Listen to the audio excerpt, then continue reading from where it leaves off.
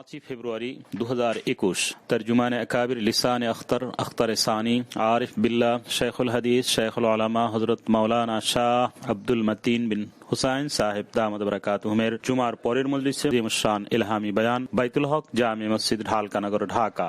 মৌলানা রিজওয়ান আশরাফ সাহেব উর্দু কিতাব থেকে গুরুত্বপূর্ণ মালফুজ পড়ে শোনানোর পর হযরত আলা দামাদ বরকাতুহুম আজিমুস শান এ বয়ান পেশ করেন।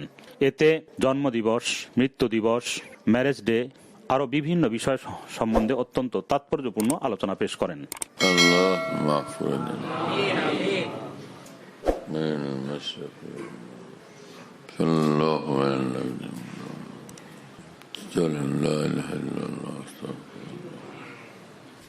बिस्मिल्लाहिर्रहमानिर्रहीम। रूह की बीमारियां और उनका इलाज, ये किताब থেকে পড়তেছি। দ্বিতীয় খণ্ড 40 নং পৃষ্ঠা। हर गुनाह से हक ताला से जो दूरी होती है, तौबा और इस्तिगफार उस दूरी को हुजूरी से तब्दील कर देता है। প্রতিটি গুনার কারণে আল্লাহ থেকে যে দূরত্ব পয়দা হয়, তওবা এবং ইস্তিগফার ওই দূরত্বকে নৈকট্য দ্বারা পরিবর্তন করে দেয়।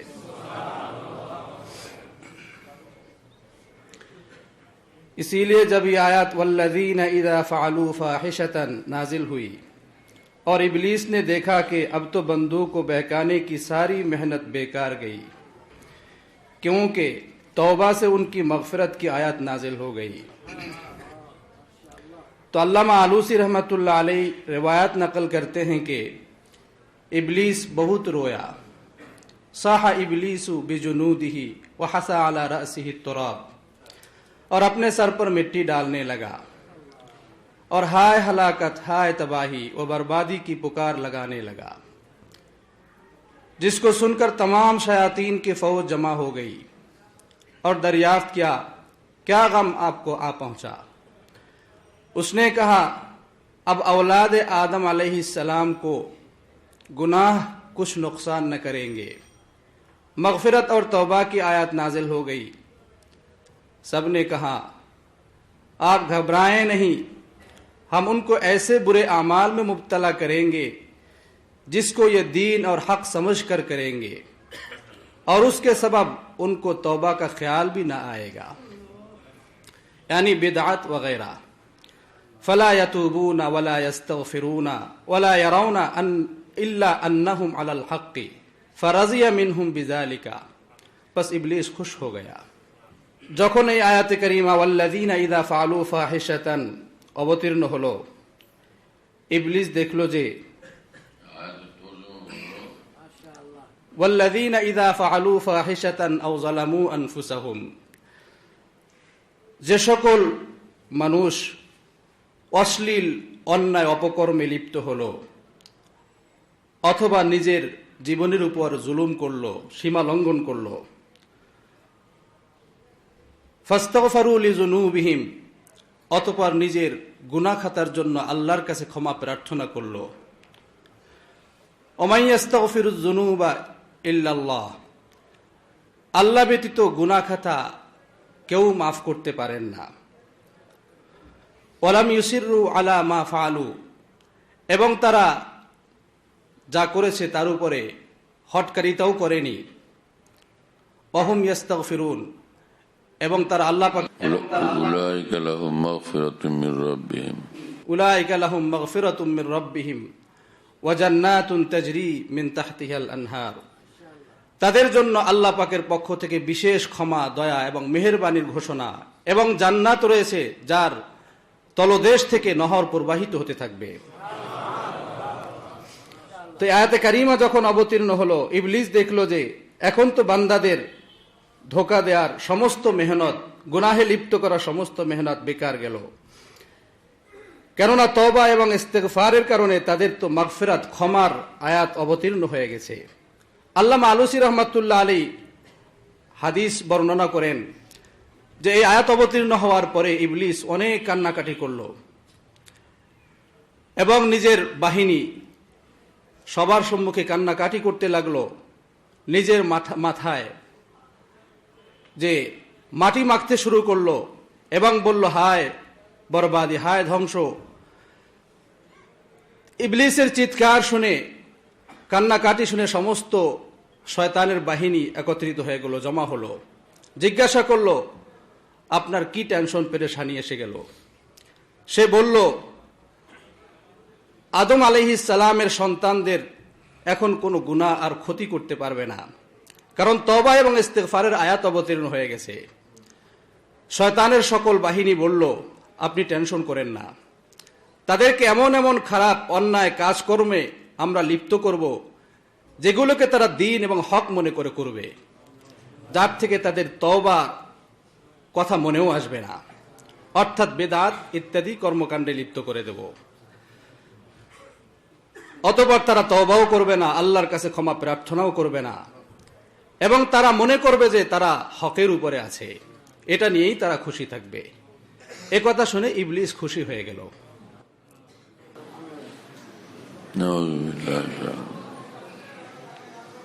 আছে না আমাদের মুসলিম সমাজে অনেক কাজ আছে যেগুলো সুন্নত দ্বারা, কোরআন হাদিস দ্বারা প্রমাণিত না। ওলামায়ে দ্বীন যখন মুসলমানদেরকে বুঝান যে ভাই এগুলো তো ঠিক না, সুন্নত তরিকার খেলাফ এবং এগুলো বিদআত, তো মানুষ তখন তর্ক বিতর্ক করতে থাকে, মানতে চায় না। হ্যাঁ, ইহুদি নাসারা খ্রিস্টানদের তরিকা, বিধর্মীদের যে সকল আচার অনুষ্ঠান সেগুলোকে মুসলমানরা পালন করে, দিন মনে করে, এটাকে সুন্নত মনে করে, নেক কাজ মনে করে, আদর্শ মনে করে। তো যেহেতু এটা ভালো কাজ মনে করে, সেজন্য এটা থেকে তওবা নসিব হয় না। গুনাহ মনে করলে তো তওবা করে, এটা গুনাহ মনে করে, এটা তো তওবা করে না। তো তওবা করবে না, তো তওবা না করে গুনাহ অবস্থায় মারা গেলে তো শাস্তি হবে। এই হলো অবস্থা। এজন্য সব সময় এটা খেয়াল রাখা চাই যে আমার আমলগুলো যেন সুন্নত তরিকা মোতাবেক হয়। লাখো কোটি আমল করলো কিন্তু সেটা সুন্নত বিরোধী, বেদাতের কাজ, সেগুলো তো কি ফায়দা হলো? সব তো গেল। হ্যাঁ, এবং এক হাদিস শরীফে আছে যে রাসূল পাক সাল্লাল্লাহু আলাইহি ওয়াসাল্লাম বলেন যে বেদাতে লিপ্ত লোক যারা, তাদের ফরজ এবং নফল কোনো আমলই আল্লাহর দরবারে কবুল হয় না। লা ইয়াকবালুল্লাহু মিনহুম সরফান ওয়ালা আদলান ফরিজাতান ওয়ালা নফলান। নফল ফরজ কিছু কবুল হয় না, তো কি থাকলো তাহলে? এজন্য এখানে জোরের বিষয় তো না, তর্কের বিষয় তো না, ঝগড়ার বিষয় তো না। বিষয় হলো সহি জিনিস যায় না, আখিরাত গড়া, যেটা আল্লাহ এবং আল্লাহ রসুল সাল্লাল্লাহু আলাইহি ওয়াসাল্লামের পছন্দের জিনিস সেটা করা। আর যেটা আল্লাহ রসুলের পছন্দের না, আল্লাহ এবং আল্লাহ রসুলের দ্বারা যেটা স্বীকৃত না, অনুমোদিত না, হ্যাঁ, তো সেটা না করা, সেটাকে দিন না মনে করা। এমন দিন মনে করে যে ওইটা যারা করে না তাদেরকে দিনের শত্রু মনে করে, নবীর শত্রু মনে করে। এইসব মানুষ নবীর শত্রু, আমাদের কাজে যোগ দিল না। তো এইরকম ঝগড়া করলে আর তর্ক করলে এটা কি এই সমাধান আখিরাতে কাল আল্লাহ পাক কবুল করবেন? যে সবাই মিলে তোমরা করছো, আচ্ছা ভালো করছো, ঠিক আছে, আসো তো জান্নাতুল ফিরদাউসের বড় পজিশন তোমাদের জন্য, এমন কি হবে? আল্লাহ পাক তো পরিষ্কার বলছেন যে আমার রসুল তোমাদের জন্য নমুনা, তিনি মডেল। তার জিন্দেগির আলোকে, তার আদর্শের আলোকে জিন্দেগি বানাও এবং আসো জান্নাতে প্রবেশ করো। তো আমরা তো আদর্শ নিজেরা তৈরি করলাম, গড়লাম। এক হলো নবীর আদর্শ ফলো করা, অনুসরণ করা, আর হলো নিজেরা গড়া। কত কিছু তো সমাজের এই ধরনের কার্যকলাপের কোনো অন্ত নেই। মানুষ এই জন্মদিন পালন করে সারা দেশ দুনিয়া ব্যাপী, এবং ম্যারেজ ডে পালন করে, বিবাহ করছিল কোন তারিখে সেটা নোট রাখে এবং ওই ম্যারেজ ডে পালন করে। তো এইটা কি রাসূল সাল্লাল্লাহু আলাইহি ওয়াসাল্লামের যে বিয়ে হয়েছিল হযরত খাদিজা রাদিয়াল্লাহু আনহার সঙ্গে, হযরত আয়েশা রাদিয়াল্লাহু আনহার সঙ্গে, তার চেয়েও এইসব লোকদের বিয়ে বেশি গুরুত্বপূর্ণ। হযরত ফাতেমা রাদিয়াল্লাহু আনহার বিয়ে হয়েছিল হযরত আলী রাদিয়াল্লাহু আনহুর সঙ্গে, সেই বিয়ের চেয়ে এগুলো বেশি মর্যাদাপূর্ণ। তো রাসূলুল্লাহ সাল্লাল্লাহু আলাইহি ওয়াসাল্লাম কবে মেরিজ ডে পালন করছিলেন? হ্যাঁ, যে চলো আয়েশা আজকে তোমার আমার মেরিজ ডে, এবং সে খাদিজা তোমার আমার মেরিজ ডে। রাসূল সাল্লাল্লাহু আলাইহি ওয়াসাল্লাম বলছেন যে জান্নাতের নারীদের প্রধান হবেন হযরত ফাতেমা রাদিয়াল্লাহু আনহা। তো হযরত ফাতেমার মেরিজ ডে কবে উদযাপিত হয়েছিল? হ্যাঁ, তো এইসব জিনিস কি, এগুলো কি জন্য করা? আর জন্ম দিবস, মৃত্যু দিবস পালন করা, এটা কোরআন হাদিসের মধ্যে কি আছে যে হ্যাঁ এগুলো করা চাই বা এটা নেকির কাজ এবং এতে সওয়াব আছে? এমন কোন দলিল প্রমাণাদি কি আছে? হ্যাঁ, যদি সব বড়দের, সকলের না, খালি শুধু বড়দের জন্ম দিবস মৃত্যু দিবস পালন করা হয়, তাহলে নবী রাসূলই তো 1 লাখের উপরে। তো 365 দিনের কোনো দিন তো আর হয় কেউ আসছিলেন, জন্ম হয়েছেন, আর না হলে কেউ মারা গেছেন। তো 365 দিনই তো তাহলে অনুষ্ঠানে থাকতে হবে। বড় বড় মানুষদের, বড় বড় নেতাদের, বড় বড় হুজুরদের যদি জন্ম দিবস আর মৃত্যু দিবস পালন করতে হয়, তো নবীদেরটা পালন করা লাগবে না? আর নবীদেরটার ব্যাপারে এমন কোন ছাড় যদি কেউ পায়া থাকেন, নিজের কাছে এমন কোন দলিল প্রমাণ আপনার কাছে আসে, তো সাহাবায়ে কেরাম যারা রাসূলুল্লাহ সাল্লাল্লাহু আলাইহি ওয়াসাল্লামের সাহাবী, এই উম্মতের সবচেয়ে বড় তারা হযরত আবু বকর, উমর, উসমান, আলী রাদিয়াল্লাহু আনহুম।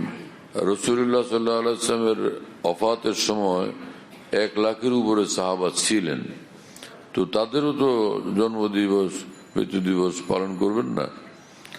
আবার তারপরে যে বড় বড় আলেম উলামা, আইম্মে, মুজতাহিদিন, মুহাদ্দিসিন, ফুকাহা, বড় বড় যারা ছিলেন, তাদেরটা কি হবে? তাদেরটাও তো পালন করা লাগবে। খালি এক বড় পীর জিলানী, খাজা মঈনুদ্দিন চিশতি ছাড়া আরো তো বড় বড় আউলিয়া বুজুর্গানে দিন ছিলেন, তাদেরটাও পালন করা হবে না? যদি করতে হয়, তাহলে ফের 365 দিনের মধ্যে দিন খালি থাকবে কোনটা? কোন দিন খালি থাকবে? তো আল্লাহ পাক পবিত্র কোরআনে বলছেন, ওয়ামা জাআলা আলাইকুম ফিদ-দীনি মিন হারাজ, দিনের কাজে তোমাদের জন্য কোনো সমস্যা, সংকট, পেরেশানি আল্লাহ রাখেন নাই যে এটা করতে গিয়া ঝামেলার মধ্যে পড়বা। প্রতিদিনই যদি একজনকে নিয়ে এইভাবে জড়াইতে হয়, তো দোকানে যাবে কেমনে, ব্যবসা করবে কেমনে, অফিস আদালত করবে কেমনে? আর তাও তো লম্বা লম্বা অনুষ্ঠান একজনে করে, তাহলে কি উপায় হবে? তো এগুলো সুন্নত মোতাবেক আমল না সুন্নতের খেলাফ আমল, সুন্নতের বাইরের আমল, যেগুলো করা চাই না, না করা চাই। লোকেরা সব করতেছে এখন এগুলো, আরো এর মধ্যে কি সব করে। এবং এই সব জিনিস যেগুলো জন্ম দিবস, মৃত্যু দিবস এবং যে ম্যারেজ ডে, এগুলো ইসলামে তো নাই, এগুলো আসছে ইহুদি খ্রিস্টানদের থেকে। খ্রিস্টানরা এসব করে, বিধর্মীরা করে, তো তাদের ওখান থেকে এগুলো নেওয়া হয়েছে। ওখানে আরেক হাদিস শরীফে রাসূল পাক সাল্লাল্লাহু আলাইহি ওয়াসাল্লাম বলছেন, মান তাশাব্বাহা বিকওমিন ফাহুয়া মিনহুম, যে অন্য জাতির অনুকরণ করে সে তাদের দলভুক্ত সাব্যস্ত হবে। নাউজুবিল্লাহ। তো কাল কিয়ামতে ফের কত কঠিন শাস্তি হবে না? মুসলমান হয়ে এই কাজটি কিভাবে করলাম বলেন? এক সাহাবী, তিনি বড় আলেম, তৌরাত কিতাবের অনুসারী, অনেক বড় আলেম মানুষ, এবং তিনি এবং তার সঙ্গে আরো কয়েকজন, তারা আগে তৌরাতের অনুসারী ছিলেন, ইহুদি ধর্মের ছিলেন, আলেম ছিলেন। তারা বললেন যে ভাই, আমরা মুসলমান হয়ে গেছি, তো ইসলাম ধর্মে তো উটের গোশত খাওয়া এটা কোনো ফরজও না, ওয়াজিবও না, বাধ্যতামূলক কিছু না। আর আমাদের তৌরাত কিতাবের ধর্মে এটা নিষিদ্ধ ছিল। তো আমরা তাহলে এক কাজ করি, তো এটা আগেরটা রাখলাম আদর্শ, ওটাও তো আসমানি কিতাবের আদর্শ, তো সেটা ফলো করলাম। খাবো না উটের গোস্ত, আরো তো খাবার বহু জিনিস আছে, ঠিক আছে। আর কেউ শুনেন না? আল্লাহ কি শুনেন নাই? সামিউম বাসির। আল্লাহ পাক বলেন আমি সব সর্বশ্রোতা, সব শুনি, সব দেখি। তো আল্লাহ পাক আয়াত নাযিল করছেন যে ইয়া আইয়ুহাল্লাযীনা আমানু উদখুলু ফিস সিলমি কাফা, উদখুলু ফিস সিলমি কাফা। হে ঈমানওয়ালারা, এটাও বলছেন যে তোমরা মুসলমান, তো ইসলামের ভিতরে পূর্ণভাবে আসো, কিছু অংশ বাইরে থাকো কেন। এরপরে পরিষ্কার করে বললেন ওয়ালা তাত্তাবিউ খুতুওয়াতিশ শাইতান, শয়তানের পদাঙ্ক অনুসরণ করো না। তো আসমানি কিতাব যেটা পূর্বের, সেটার আদর্শ এখন রহিত, সেটার রেফারেন্সে অথবা সেটার বিশ্বাসের উপর ভিত্তি করে আমল করার সুযোগ এখন তোমাদের জন্য নাই। আমি যে সর্বশেষ নবী দান করলাম তার আদর্শই এখন তোমাদের জন্য আদর্শ। তো পূর্ববর্তী কিতাবের রেফারেন্সের আমল পর্যন্ত এইভাবে আল্লাহ তাআলা প্রত্যাখ্যান করলেন, অথচ আমরা নিত্য নতুন আমল আবিষ্কার করতেছি। এই আবিষ্কার দ্বীন এবং ঈমান আর ইসলামের নামে, এটা কি কোনোভাবেই আল্লাহর কাছে গ্রহণযোগ্য হবে নাকি শাস্তিযোগ্য হবে? তো ওই হাদিস যে তাসাব্বু মান তাসাব্বা বিকওমিন ফাহুয়া মিনহুম, যে বিজাতি অনুকরণ করবে, বিজাতির অনুকরণের কারণে সে ওই দলভুক্ত গণ্য হবে, তার মানে শাস্তি হবে তার, এই হলো অর্থ। এতটুকুর জন্য তুমি তাদের দলভুক্ত, এতটুকু অংশে, তো অতএব শাস্তি হবে। নাউযুবিল্লাহ তাআলা মিন যালিক। অনেক মানুষ এভাবে ভুলের মধ্যে পড়ে গেছে, ধোকার মধ্যে পড়ে গেছে। ইসলামের এখানে যুক্তি তর্ক তো চলে না, এটা আসমানি ধর্ম, আসমান থেকে আসছে, আল্লাহ পাক বলে দিচ্ছেন সেটা করতে হবে, নিষেধ করে দিচ্ছেন সেটা ছাড়তে হবে, আসমানি ধর্ম। আসমান বলার বিরুদ্ধে মিছিল কি করা যায়? অথবা এটা এমন সংবিধান যে এর মধ্যে কারেকশন করা যায়, যে একটা কমিটি করো, এর ভিতরে কিছু রাখলাম, কিছু ছাড়লাম, বা কিছু সংযোজন করলাম, এমনটা কি করা যাবে? কোনো পরিবর্তন, কোনো সংযোজন, কোনো কিছুরই কোনো অবকাশ নাই। যেভাবে আসছে সেভাবে আমাদের মানতে হবে, তবে আমরা দ্বীন অনুসরণ করলাম, ইসলাম অনুসরণ করলাম, এবং তবে আমাদের জন্য জান্নাতের ওয়াদা ইনশাআল্লাহ তাআলা।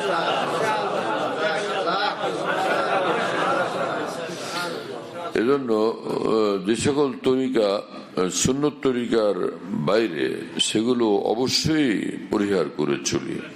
আল্লাহ পাক আমাদের তৌফিক দেন। চলো,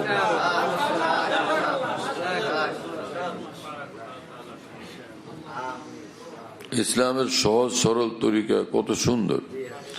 বিয়ে হলো, ওখানে ঢোল পিটায়া, একদম হারমোনিয়াম বাজায়া, তাই না, পুরো এলাকা কাঁপায়া দিয়া, এরকমও হয় বিয়ে শাদী।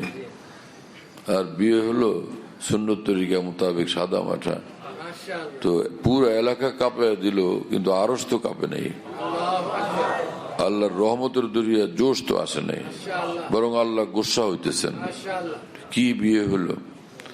আরেকজনের সাদা মাঠা সরল সহজ বিয়ে শাদী করলো, এর মধ্যে আল্লাহ পাকের, আল্লাহ রসুলের নিষিদ্ধ কোনো বিষয় নেই।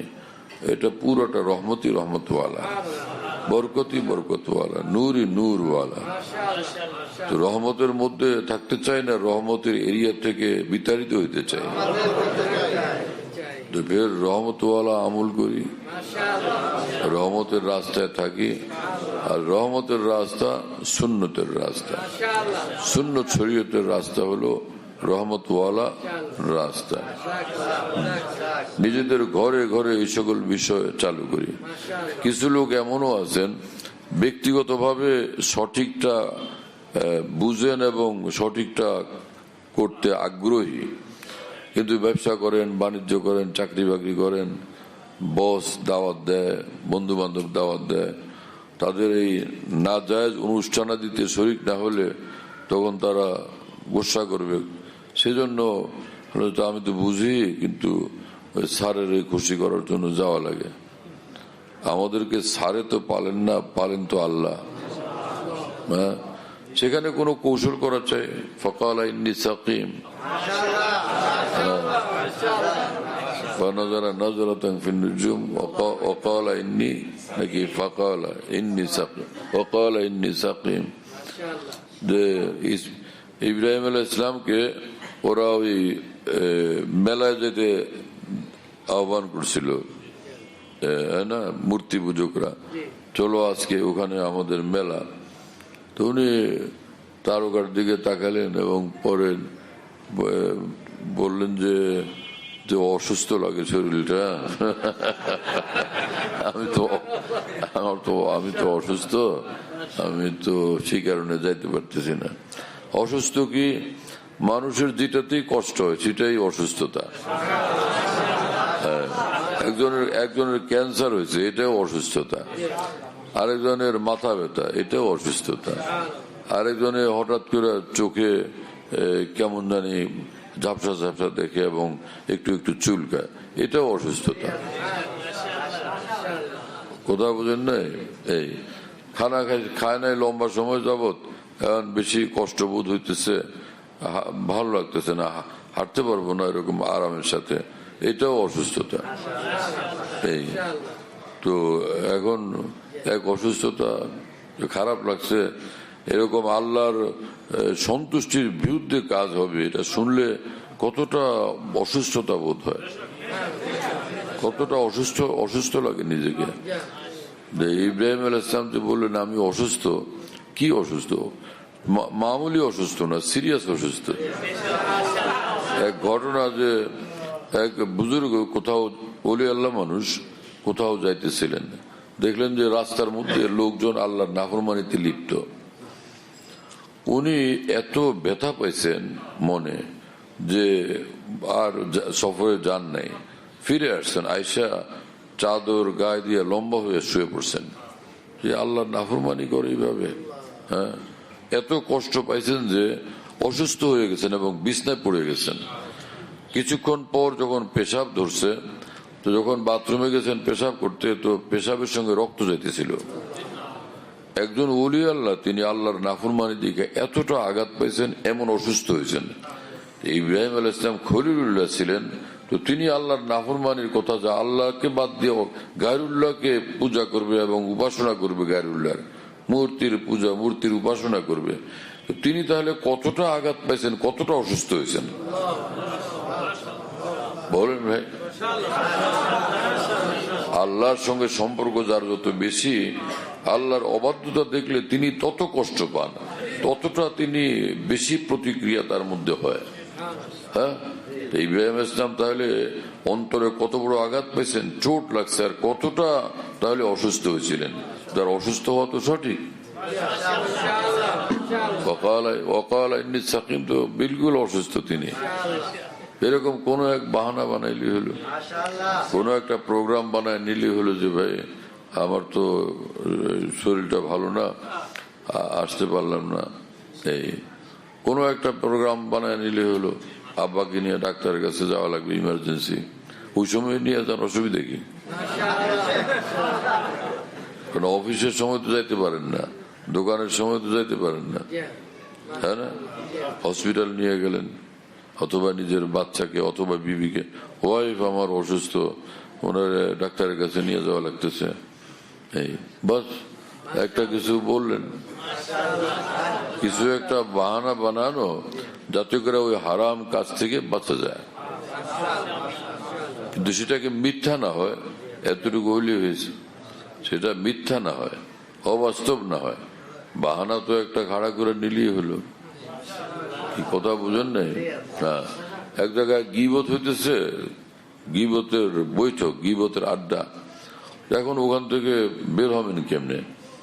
তো হঠাৎ করে ওহো একটু আমার তো একটা জরুরি কাজ মনে পড়লো, উঠে তাড়াতাড়ি ডান বাম কারোর সঙ্গে সালাম কালাম কথাবার্তা না বললে, কারোর চোখের দিকে না থাকে, সোজা উঠা খালি এতটুকু যে ওহো একটা জরুরি ব্যাপার মনে হলো, তাড়াতাড়ি যাওয়া লাগে, দে দৌড়।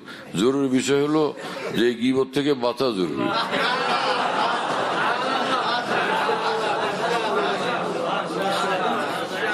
হ্যাঁ, হারাম থেকে বাঁচার জন্য, শরীয়তের খেলাফ কাজ থেকে বাঁচার জন্য এরকম কৌশল প্রয়োগ করা চাই। ইংরেজের বিরুদ্ধে, ইংরেজদেরকে ভারত থেকে তাড়ানোর জন্য যারা লড়তেন তাদের মধ্যে একদম শীর্ষে ছিলেন যারা সবচেয়ে অগ্রণী, তো একজন ছিলেন হুজ্জতুল ইসলাম মাওলানা কাসেম নানুতুবি রহমতুল্লাহ আলাইহি। ইংরেজরা খেয়েছে এবং তাকে খুঁজতেছিল গ্রেফতার করার জন্য। তো ইংরেজের গোয়েন্দারা আসছে, হযরত মাওলানা কাসেম নানুতুবি সাদা সিধা ভাবে চলতেন, দেখলে বোঝা যেত না। বড় মানুষরা যেরকম হাই ফাই ভাবে চলে সেরকম তো না, একটা লুঙ্গি পরতেন আর একটা লুঙ্গি গায়ে দিতেন, তো এরকম মানুষের কেমনে চিনবে?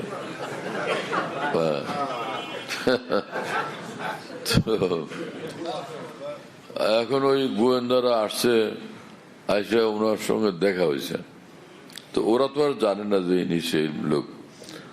তো বলছেন যে মাওলানা কাসেম নানুতুবিকে চিনেন আপনি? তো উনি যেখানে দাঁড়ানো ছিলেন তার থেকে কয়েক কদম, এক দুই কদম কথায় কথায় একটু সরে আসছেন।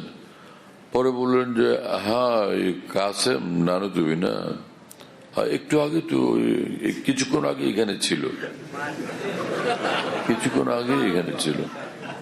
তো ওরা গোয়েন্দারা বলে তাহলে কোন দিক গেল? এই দেশ ছুট, এদিক ওদিক ছুটাছুটি। তো উনি একটু কয়েক কদম, এই দুই চার কদম সরে আছে, বললেন যে একটু আগেই তো এখানে ছিল। ও হো, তো ওরা পেরেশান, যারে তাহলে তো আশপাশে খুঁজলে পাওয়া যাবে। এখন কি এটা, হ্যাঁ না, নিজের জীবন রক্ষা, ইজ্জত রক্ষার জন্য একটা কৌশল করছেন। কি কথা বুঝতেছেন ভাইয়েরা? হ্যাঁ, তো হারাম থেকে গুনাহ থেকে বাঁচার জন্য কোন এক কৌশলী পথ অবলম্বন করা চাই। আল্লাহ আমাদের হেফাজত করে।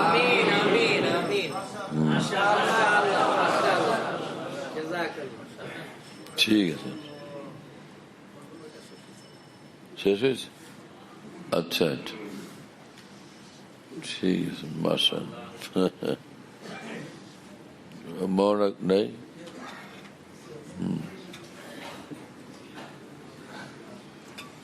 আল্লাহ মাফ করে দেন।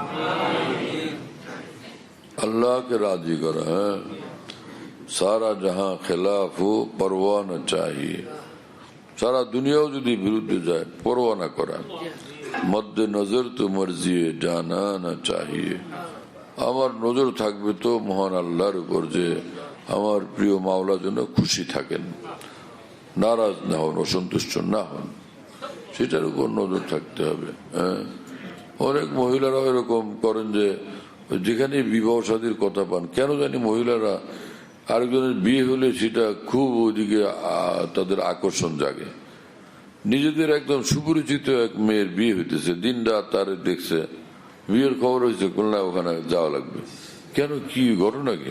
আরে বিয়ে হইতেছে না, বিয়ে হইতেছে তো লোক তো সেটাই, মানুষ তো সেটাই, তো সেটা তো আর নতুন ভাবে কিছু ঘটে নাই। কিন্তু কোনোভাবে নিজের বুঝাইতে পারতেছে না যে না এখানে বিয়ে হইতেছে, যাওয়া দরকার না। আরে ভাই, বিয়ে ওখানে যাওয়া দরকার, আল্লাহ রসুলকে খুশি করা দরকার না? আল্লাহ রসুলের অসন্তুষ্টি থেকে বাঁচা দরকার না? নিজের আখিরাত হেফাজত করা দরকার না? হ্যাঁ, এখন যেখানে বিয়ে শাদীর অনুষ্ঠানাদি হয়, কিছু জায়গা ছাড়া অধিকাংশ ক্ষেত্রেই বেপর্দা হয়, শরীয়তের খেলাফ কার্যকলাপ হয়, নারী পুরুষ সেখানে একত্রিত হয়ে যায় না, আত্মীয় স্বজনরা এসে ভিড় করতে থাকে, পরে দেখা যায় সেখানে শরীয়তের সীমার মধ্যে তারা থাকে নাই। তো তখন আল্লাহ আল্লাহ রসুল কি খুশি হবেন? ওয়ালা তারকানু ইলাল্লাযীনা যালামু, আল্লাহ পাক বলছেন যারা পাপে লিপ্ত তাদের দিকে ঝুঁকবা না। এবং ফালা তাকুদ বাদা যিকরা মাল কওমিজ জালিমিন, যারা পাপে লিপ্ত আছে তো তাদের সঙ্গে বসবাও না। হ্যাঁ, তোমার তো মনে পড়তেছে না যে তুমি মাওলার, তুমি দিনওয়ালা, ইমানওয়ালা, তুমি জান্নাত চাও, সেটা তোমার মনে আছে না? সেই কথা মনে আছে, আর এটা যে নাফরমানি এটা বুঝো না, তাহলে তুমি এখানে বসবা কিভাবে, আসবা কিভাবে, থাকবা কিভাবে, অংশগ্রহণ করবা কিভাবে? পবিত্র কোরআনে মহান রব্বুল আলামিন আমাদেরকে বুঝাইয়া বলতেছেন, তো আল্লাহ পাকের কথা কি আমরা শুনবো না? আল্লাহ রসুল সাল্লাল্লাহু আলাইহি ইসলামের কথার ব্যথা, এটার কদর আমরা করব না? করবো কিনা ভাই? এখানে জিদের বিষয় তো না, ঝগড়ার বিষয় তো না, তর্কের বিষয় তো না, আখিরাত সামলানোর বিষয়, জাহান্নামের আগুন থেকে বাঁচার বিষয়, জান্নাতের রাস্তা, জান্নাতের গেট ওপেন করার বিষয়।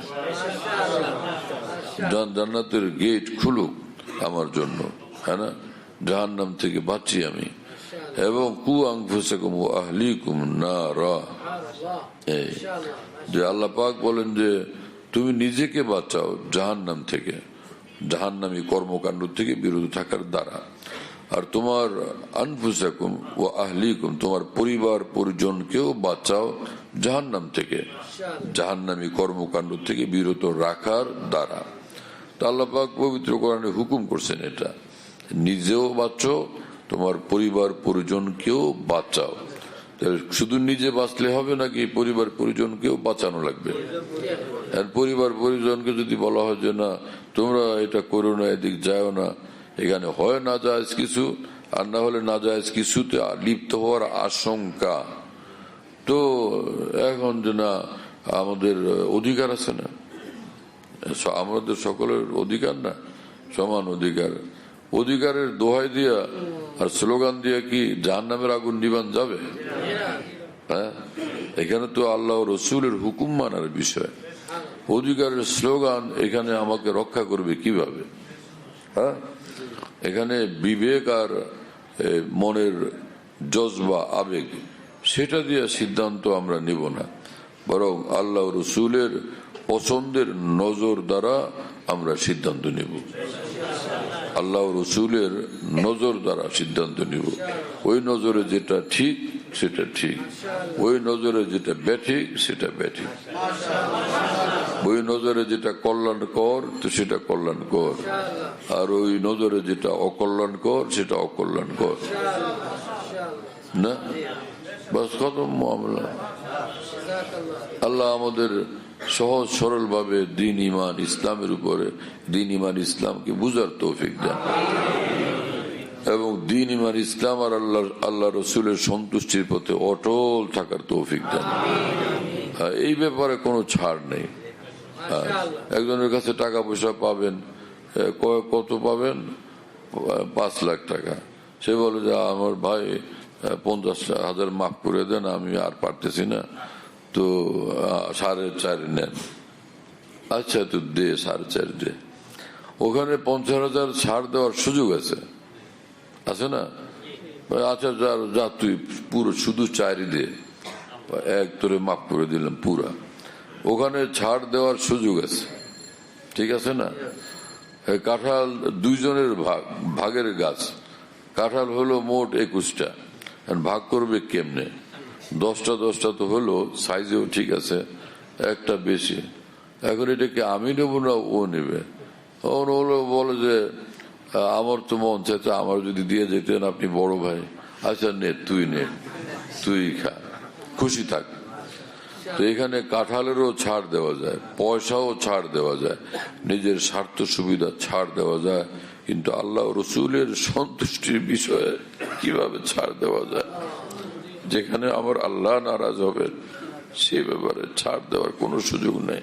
হ্যাঁ, যে আল্লাহ রসুল যেটা বলেন সেখানে ছাড় দেওয়া যাবে না, সেটা 100 ভাগই পুরা আল্লাহ রসুলের কথার উপরই, পছন্দের উপরই, সন্তুষ্টির উপরই আমাকে অটল থাকতে হবে। এখানে ছাড় দেওয়ার সুযোগ নেই, 1 রত্তিও ছাড় দেওয়া যাবে না। এভাবে নিজেদেরকে গড়ি, এভাবে নিজের পরিবার পরিজনকে গড়ি, তাদের পরিচালনা করি, এভাবে নিজের সন্তানাদিকে গড়ে তুলি, হ্যাঁ, তাদেরকে পরিচালনা করি। এই পরিবার পরিজন সন্তানাদি তারা যেন আমার জন্য নাজাতের উসিলা হয়, জান্নাতের উসিলা হয়, হ্যাঁ না? এদেরকে দেখলে যেন আল্লাহ পাক খুশি হন কাল কিয়ামতে। এইরকম তোমার ঘর সংসার বানাইছো তুমি যে একদম পুরো আমার খুশিওয়ালা, এরকম সন্তানাদির জীবন গড়ছো তুমি একদম আমার খুশিওয়ালা, আমার রসুল সাল্লাল্লাহু আলাইহি ওয়াসাল্লামের সুন্নত তরিকা এবং আদর্শের নূরওয়ালা। চলো সব পুরা জামাত, পুরা দল সোজা জান্নাতে চলে যায়, পুরা এই ফ্যামিলি পুরাটা জান্নাতে যাও। তোমার সদস্য কারা কারা একসাথে যাও, সব জান্নাতে প্রবেশ করো, কেসা মজা হবে। আর যদি এরকম হলো যে এক ফ্যামিলিতে 10 জন ছিল, 12-14 জন ছিল, বললো যে আচ্ছা তো এই 7 জন এর মধ্যে তোমরা ঠিক ছিল, আমার হুকুমের উপরে আমার পছন্দের উপরে চলছো, এই 7 জন যাও, এদেরকে রাখো, এগুলির এই ফেরেশতারা এদেরকে জাহান্নামে ফেলো। চোখের সামনে নিজের ঘরের লোকদেরকে, নিজের সন্তানাদিকে যদি টেনে নিয়ে ফেরেশতারা জাহান্নামে ফেলে, তো সেদিন কেমন অবস্থা হবে, সেটা কিভাবে আমরা সহ্য করতে পারবো? তো সেই দিন আসার আগেই আমাদের বুঝ আসা দরকার কিনা? আল্লাহ তৌফিক দেন, আল্লাহ হেদায়েত দেন, আল্লাহ কবুল করেন।